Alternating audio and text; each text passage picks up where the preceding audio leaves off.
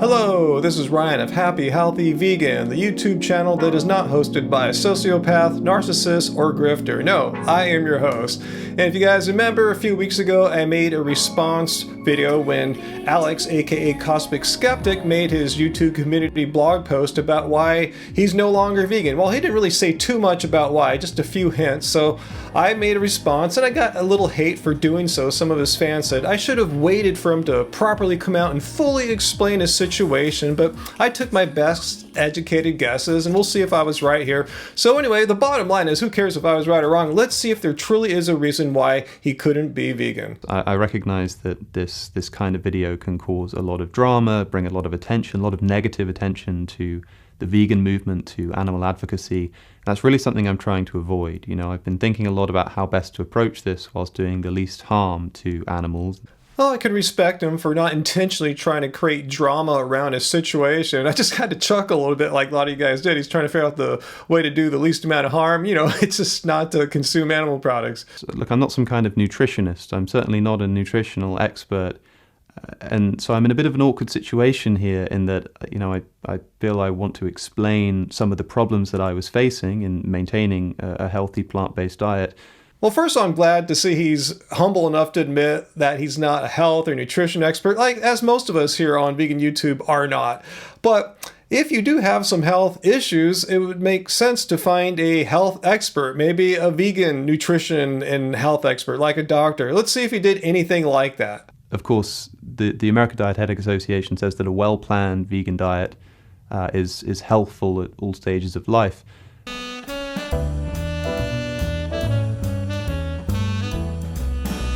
The key point is well planned there, and my problem is not with the idea that every nutrient that's required to be healthy can be found in a plant-based diet. I think that it can.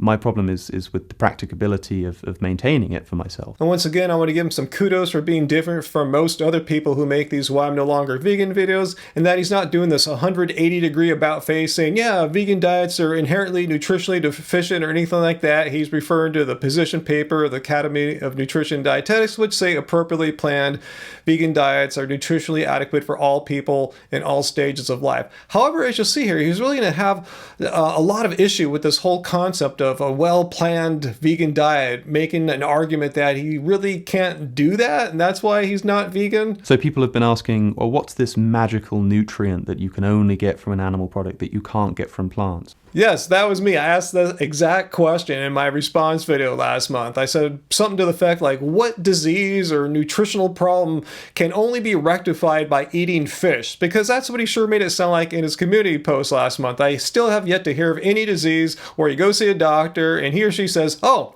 you have to eat fish. So I want to clarify from the start, there isn't one. Every nutrient that you need to be healthy can be found in an adequately planned plant-based diet. I'm not trying to come out and say veganism did this to me, I had a horrible experience, and this is why you shouldn't be vegan. Like, I still want to encourage people to be vegan. I still want to encourage people, of course, to care about animal suffering. Once again, I want to give kudos to Cosmic Skeptic for not throwing veganism under the bus like so many other former vegans do as soon as they stop being vegan. All that happened was, in practice, in my life, I found it difficult to maintain a healthy plant-based diet. But that's what this breaks down to. Now, for most of my life, I've had a particular set of health issues, just like most people have some health issues that I must stress are unrelated to veganism. They're not caused by veganism. I had them before I was vegan. It's nothing like that. Once again, I'm glad he clarified that this health issue of his existed long before he ever went vegan or probably even heard the word vegan. So take that, all you anti-vegans that are going to make these dumb videos not based in reality that say, oh, he got so sick being vegan. Didn't happen that way. But for instance, one of the most important or relevant here is IBS, or irritable bowel syndrome, which people have to varying degrees. I've suffered with it quite severely for most of my life. It essentially translates to having some severe stomach problems, as well as, I don't really know how to put it, but you need to make sure you have access to a toilet. Once again, I want to reiterate that I'm not a health expert, medical doctor, or anything like that, but I do know vegans who have IBS. I know these are just anecdotal stories and everyone's IBS is a little different. Like, say, Angie, I know has IBS, had it long before she went vegan. And she said it was like way worse when she was vegetarian even, like dairy really set it off. But let's see why he's saying it's pretty much near impossible for him to remain vegan, at least one on a healthy vegan diet with IBS. The problem is that, of course, when there was something I needed to be doing, so if I was giving a talk or a debate, or even if I was attending a lecture or a debate or something like that, I knew that if I was going to eat something and then go to these things, there was a good chance that I was going to run into quite a bit of trouble. And so what I would do is have a very restricted relationship to food in these instances. And one of the worst things about it is that it was quite unpredictable. I never knew when the stomach was going to flare up. So sometimes I'd be able to eat and be fine, but I didn't want to run that risk. And so in any of these kind of circumstances, I'd be restricting my eating very greatly. And this is something that I did before I was vegan as well, so I was well adjusted to it. But so I just want to clarify here, this restrictive eating pattern he's using as a tactic to try to minimize IBS, it's something he was doing before he was vegan and while he was vegan. So please, all you anti-vegans, don't say that, oh, veganism forces you to eat a restrictive diet. Essentially, if I was going out and doing something, like if I was going out to a field somewhere, or if I was going to give a talk, I just wouldn't really eat, or I'd eat very minimally, and I'd eat very safe foods that obviously weren't particularly nutritionally adequate, but would help me to get some calories in. And then hopefully after I'd finished whatever it was I was doing, we'd go somewhere more suitable and I'd be able to eat more food. I'm well aware of the fact that every nutrient we need to be healthy can be found on an adequately planned vegan diet. My problem is with the practicability of this. Okay, so now that we know he has IBS and he has this weird workaround, eating minimally when out and about to minimize like having to run to the toilet. Anyway, I want to hear why it's so much worse as a vegan. Like what is it about eating plants that you can't manage or minimize your IBS, where if you eat fish, that is the solution? You can imagine in a situation like the one I've just described, how it can be difficult even to make sure you're getting the right amount of calories, let alone making sure that you're on top of your macro and your micronutrient balance. Well, that question you post there, I just don't buy whatsoever. Again, I'm not a medical doctor, but it stands to reason if you're having a restricted amount of calories, no matter if you're eating vegan or non-vegan, how are you going to get enough nutrition if you're under eating to minimize your IBS symptoms? Why is veganism getting called out as the problematic option? Now, it's important to stress that I don't have any health problems, at least to my knowledge, that are caused by veganism, right? Like the IBS thing, I'm not saying that veganism causes this. And of course, even if somebody's a non-vegan, living in this way is not the healthiest way to live. You're still going to run into problems if you're not eating for a whole day and only eat like a couple of meals or one meal in the evening when you get the opportunity. Yeah, it's what I said. Either way, vegan or non-vegan, it's going to be really difficult to eat in a healthy way. So why are you giving up eating a vegan diet for if you're going to eat in a non-healthy way as a non-vegan? I'm still not understanding. But because of the fact that it is easier to get the nutrients that are required to be healthy on a non-vegan diet. Okay, that sounds like a health claim there, like something a health expert would make. And he said earlier he's not a health expert. And from everything he said in this video, sounds like he didn't meet with any health experts, any nutritionists, dietitians, gastroenterologists. I didn't see any blood work done. But anyway, let's get back to this claim here. Like, where did you get this piece of information at? Like, what food are you eating as a non-vegan now that you can get all this dense nutrition from? Like, there's no densely packed plants. I mean, did you ask? Did you talk to a professional about this? This is just bringing up more questions. This sounds like he's just assuming you can't eat nutrient-dense plants, and that's why he can't be vegan. But let's run with his idea here and see if it makes any sense. He still can't get around the fact that he has this weird under-eating restrictive tactic. So even if you're eating like whatever fish or something like that, it might be a little bit more nutritionally dense. Still, if he's only getting a few hundred calories, as you'll hear him talk about later, I still don't see how that's going to be a healthy diet. So why even bother? Because remember, he said eating in a healthy manner was of utmost importance to him. I found that in practice, despite obviously having a lot invested in this, I wasn't able to make it work.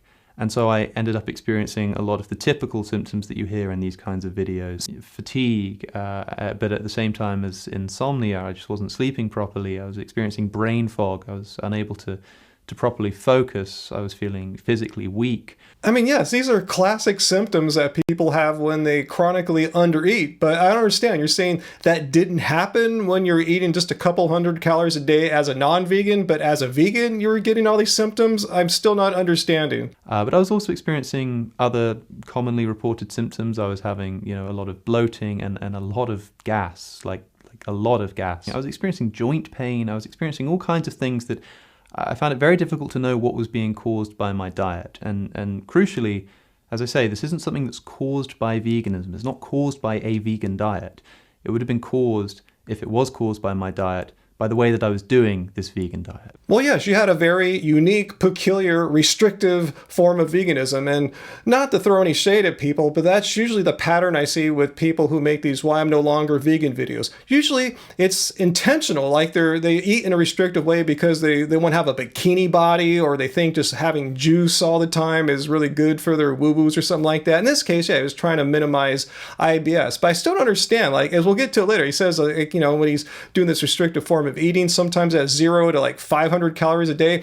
I don't understand how, if you're eating fish to get all your nutrition now, as nutritionally dense as you say fish is, how come you don't have brain fog eating just 500 calories a day of fish compared to potatoes and beans or something? I don't understand how vegan food gives you the brain fog with 500 calories, but fish doesn't. Also, there's something that I don't want to mention it, but I want to mention it in this context, which is that there have been various things that have happened in my personal life that at points have led to something of a mental health crisis.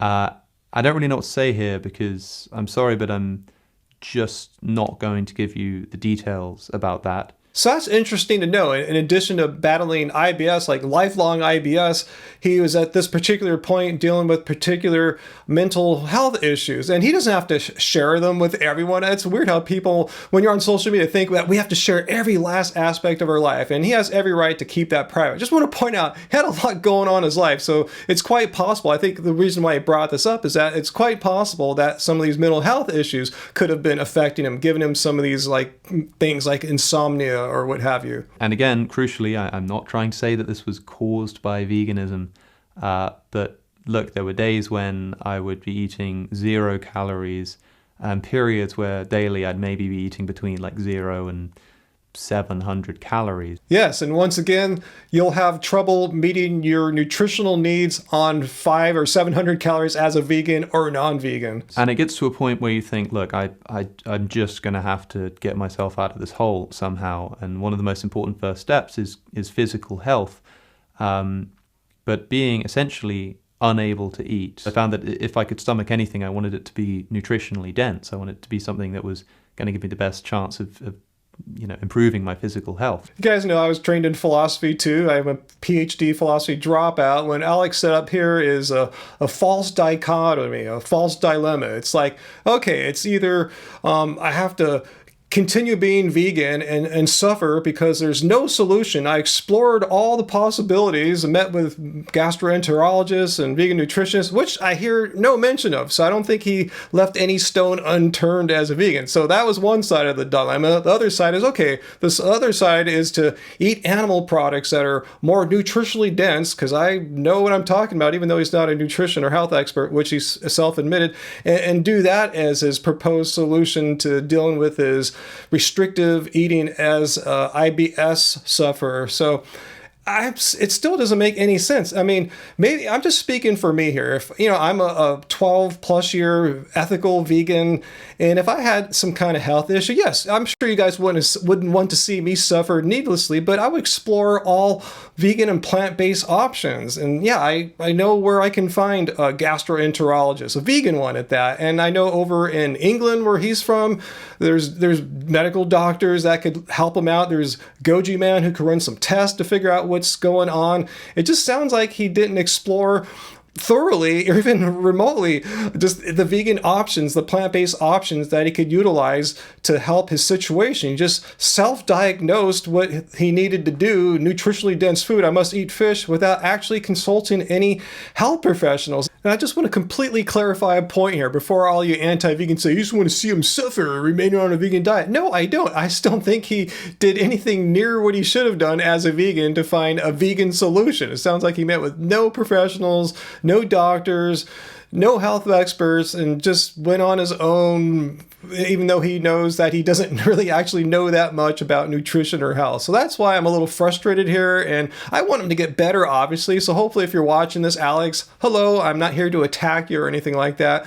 I'm just pointing out where there could be even more clarity on your issues here, because I still am even probably more confused now after you made this video than when I just responded a month ago to your community post. So anyway, as myself being a non-medical expert, please let me know if you know something that I don't know about how one needs to eat nutritionally dense fish or something like that. If you're on a restricted diet, if you have like 500 calories a day of fish, you don't get brain fog and insomnia and all these other things, but it happens if you eat potatoes and legumes. Let me know if I'm just not understanding things right. But as far as I understand things, if you're under eating, you're gonna have consequences, bad consequences, not meeting your nutritional needs, and that's going to be the same whether you're on a vegan or non-vegan diet. So please help me out, guys. Leave your comments down below and let me know what your thoughts are. Are you as confused as I am? Maybe some of you guys don't even believe him. I don't know. Just let me know what your thoughts are. I'll read them all and see what you guys say.